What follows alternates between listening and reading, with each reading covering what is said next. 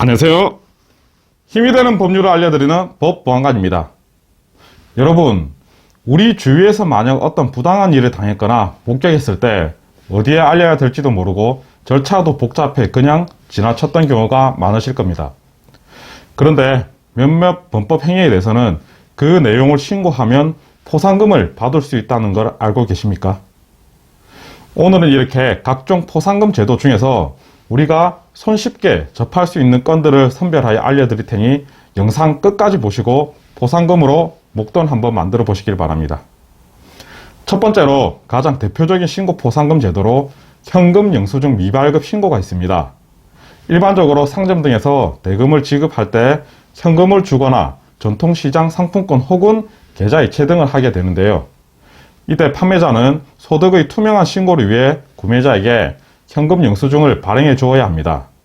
그런데 만약 현금 영수증 발급을 미루거나 지급받지 못한 경우에 신고하면 거래된 금액에 따라 5,000원에서 5만원은 만원, 5만원에서 250만원은 해당 금액의 20%, 250만원을 초과하면 최대 50만원까지 포상금을 받을 수 있습니다. 다만 무한정으로 지급되는 건 아니고 인당 연간 200만원까지 지급됩니다. 신고 방법은 국세청 홈택스 홈페이지 현금 영수증 민원신고 또는 국세상담센터 126번에 연락하시면 됩니다. 두 번째로 탈세를 위한 차명계좌 사용에 대한 포상금 신고가 있습니다. 보통 결제 시 목돈이 오고 가는 여러 사업자들, 즉 예를 들면 결혼식 웨딩홀 대관 비용, 변호사 비용, 각종 개인 병원의 의료비 등에 대해 사업자들이 본인 명의가 아닌 타인 명의 계좌로 입금을 요구하는 행위 또는 신용카드 결제를 거부하는 행위, 타 가맹점 명의로 신용카드 매출 전표를 발행하는 경우 등 세금 탈루를 위한 위법 행위이기 때문에 신고 시 포상금이 지급됩니다. 포상금은 차명 계좌를 통해 확인된 탈세액이 1천만원 이상인 경우 연간 5천만원 한도로 계좌 건당 100만원의 포상금이 지급됩니다. 신고 방법은 국세청 홈택스 홈페이지 상담 제보 메뉴 선택 후 탈세 제보를 하시면 됩니다. 세 번째로 담배꽁초 무단 투기 신고가 있습니다. 특히 차 안에서 차 밖으로 휙 던져버리는 경우를 운전하다 보면 심심찮게 볼 수 있는데요.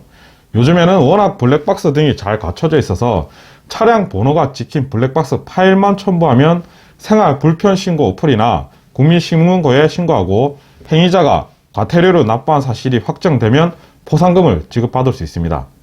신고 포상금은 1만원부터 3만원까지 지자체에 따라 포상 금액은 다르며 부득이 지자체 예산상 운영하지 않는 지역도 있고 쓰레기 투기에 대한 포상금 지급 예산을 정해놓고 모두 소진되면 미지급하는 지자체도 있기 때문에 신고 전에 미리 관할 지자체에 전화로 물어보시면 더욱 확실하게 확인할 수가 있습니다. 네 번째로 쓰레기 불법 소각에 대한 신고가 있습니다. 폐기물 관리법에 근거로 둔 신고 포상금으로 쓰레기를 태울 때 발생하는 유독 물질로 인한 환경을 보호하기 위해 개설된 포상금 제도인데요. 일반적인 목재와 종이처럼 불순물 및 첨가물이 없는 재료가 아닌 비닐이나 기름, 플라스틱과 같이 태우게 되면 유독 가스가 배출되는 등 인공적인 화학물질이 포함된 쓰레기 등을 태우는 것을 신고하면 포상금을 지급받게 됩니다. 포상 금액은 불법 소각으로 인해 발생된 과태료의 20%로 책정되는데요. 일반적으로 규모가 작은 가정집 등은 50만원, 공사장 등 규모가 좀 있는 사업자들의 경우 위반 시 100만원 정도의 과태료를 부과받으므로 신고자에게는 건당 10만원 또는 20만원 정도의 포상금이 지급된다고 보면 됩니다. 신고는 각 지자체 환경과에 연락을 하시거나 국민신문고 등에 제보를 하면 됩니다. 다섯 번째로 아동이나 청소년 대상 성범죄 신고 제도가 있습니다. 이것은 아동이나 청소년을 대상으로 한 성매수 및 성매매를 하기 위해 유인, 권유, 알선 등의 범죄를 저질러서 신고된 자가 검찰에서 기소나 기소유예 처분을 받은 경우 포상금 지급 신청서를 작성하여 여성가족부로 제출하면 범죄에 따라 70만원이나 100만원의 포상금을 지급합니다. 특히 직접적인 성매매가 아니라 성매매 하도록 유인 권유하는 것만으로도 아동 청소년의 성보호에 관한 법률이 적용되어 위법하게 되므로 해당 내용이 포함된 채팅이나 문자 등의 증거만으로도 처벌할 수 있습니다. 신고는 미성년자를 포함하여 누구든지 가능하고 범죄 신고 전화 112 혹은 경찰청 안전드림 홈페이지에서 하시면 되겠습니다. 자, 오늘 주제에 대한 내용은 여기까지입니다. 요즘에는 포상금 제도가 각 부처별 혹은 각 지자체별로 많이 활성화되어 있어 위에서 설명드린 것 외에도 조사 결과 수많은 포상금 제도가 있었습니다.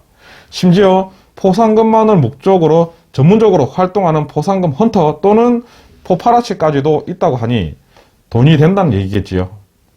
우리 법보안과 시청자님들께서도 위의 내용들 항상 숙지하고 계셨다가 생활하시면서 불법 행위 등을 목격하시거나 알고 계시면 즉시 공공의 이익을 위해 신고도 하시고 더불어 쏠쏠한 부수입도 꼭 챙겨 받으시길 바랍니다. 영상이 도움되셨다면 구독과 좋아요 꼭 부탁드리겠습니다. 감사합니다.